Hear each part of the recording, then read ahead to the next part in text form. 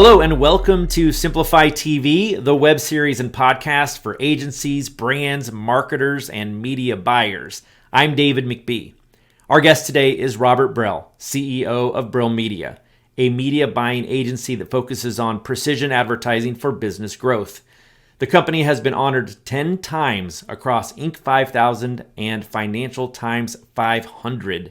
Robert is a member of the Forbes Business Council and Fast Company Executive Board, where he writes about improving user experience, business growth strategies, data targeting, local advertising, and white label media buying. I love that those keywords are going to be on our website, helping our SEO. Thank you for that. Additionally, he speaks about advertising, marketing, AI, and entrepreneurship to business owners across the country. Robert, welcome to Simplifi TV. Thank you, David. It's an honor to be here.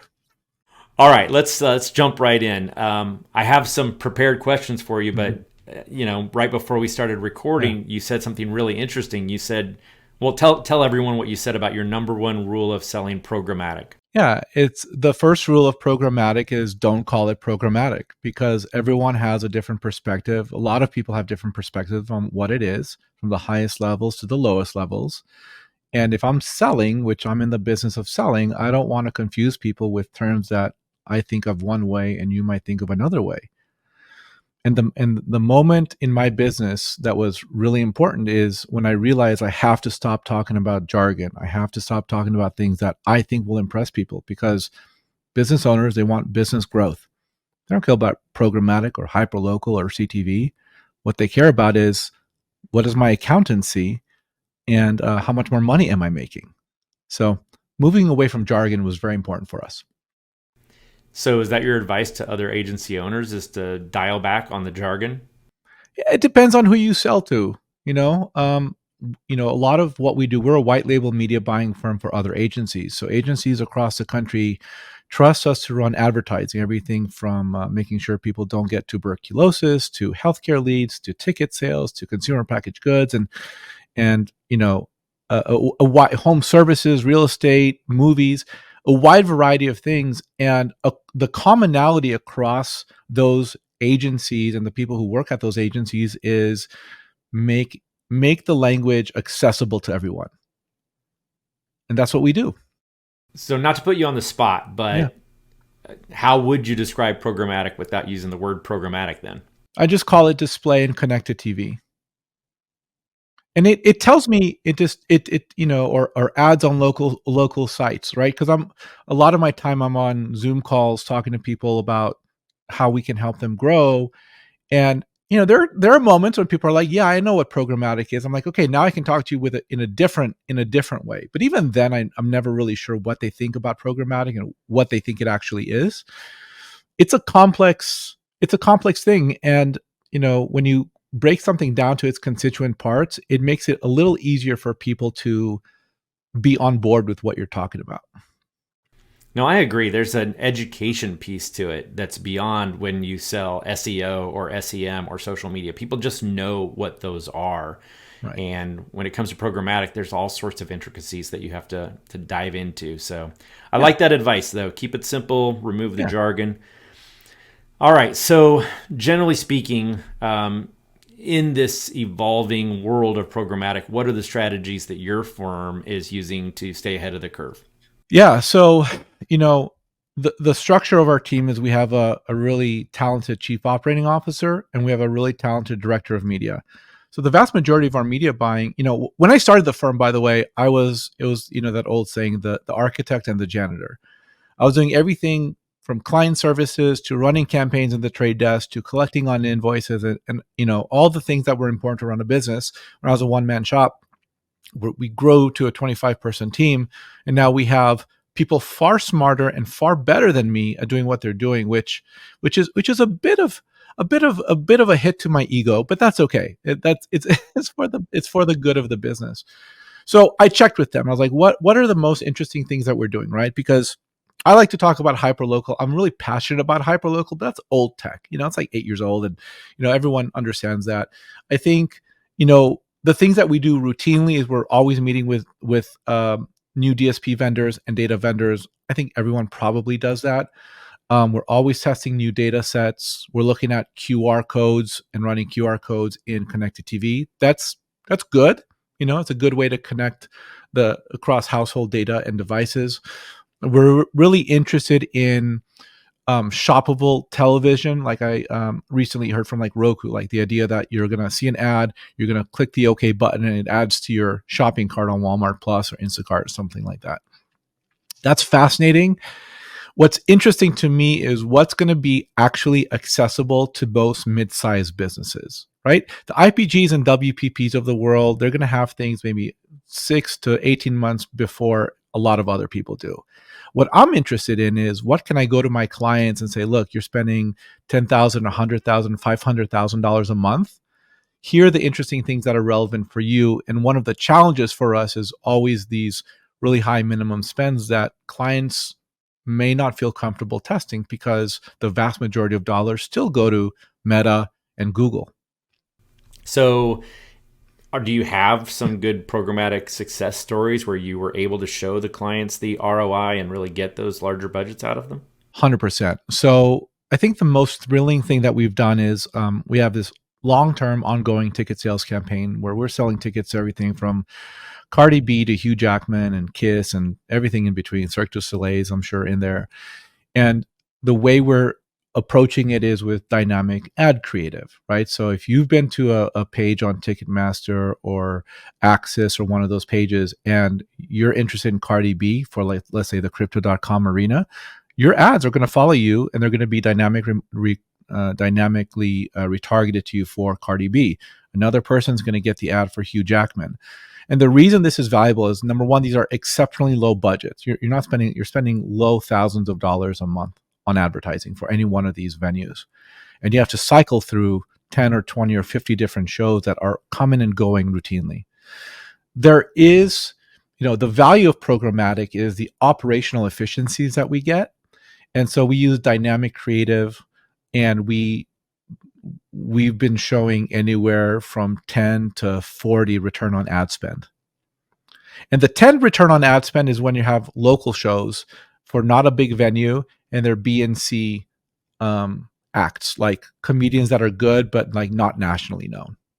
But when you have nationally known artists, you're getting 20 to 40 return on ad spend. No, I think that's so funny to hear that the classic site, it's basically site retargeting at the show level, which is, like you said, that's kind of old tech. But I always remind people is when the cool stuff comes along, site retargeting really still has the best bang for the buck sometimes. Would you agree? But the dynamic component is what makes it so valuable, because remarketing we can do all day, but how do you remarket for 50 shows? You don't want to churn out 50 different ads a month. Like, that's ridiculous. But using a data feed, it's far stronger. Gotcha. Okay. Yeah. So that's the same kind of thing that a car dealership would use to promote specific cars on their lots and things like that. Yeah, I love that. Based on inventory, right? And once you get the system down, it flows like a hot knife through butter. It's glorious. Dynamic ad creative, something we haven't talked very much about on Simplifi TV. So thanks for bringing that up. All right. So what would you say, Robert, is your superpower? We take standard operating procedure very importantly. Like, look, when businesses go into the marketplace, there's a few commonalities about our business. Our business is going to make up terms that don't actually exist, and we're going to call it proprietary. And that's one thing that agencies do that I think is fine. Some random term for a process for developing keyword lists or developing for example, we were talking to someone and it was like, what's our brand safety protocol for MFA, for made for advertising publishers? And it's like, Brill Media brand safety protocol, the MSP, or the BSP, the Brill BSP. Okay, just made that up. It's an acronym. But it's like, if I really wanted to like be that person, I would put like the BSP everywhere. And it's just the name for a protocol that we deploy that are best practices for our business. And that's what I mean by operational excellence and really relying on the standard operating procedure.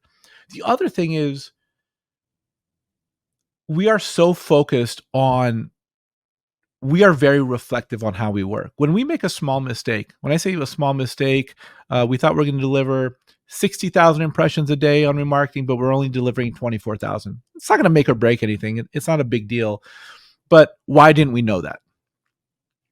And we elevate that problem as if it were going to break our business because we want to have that operational excellence that any question you have, we already have the answer prior to you even asking the question. And we want to be able to do that from the highest levels of the organization to the lowest levels of the organization. We want everyone to be that smart. No gatekeepers here.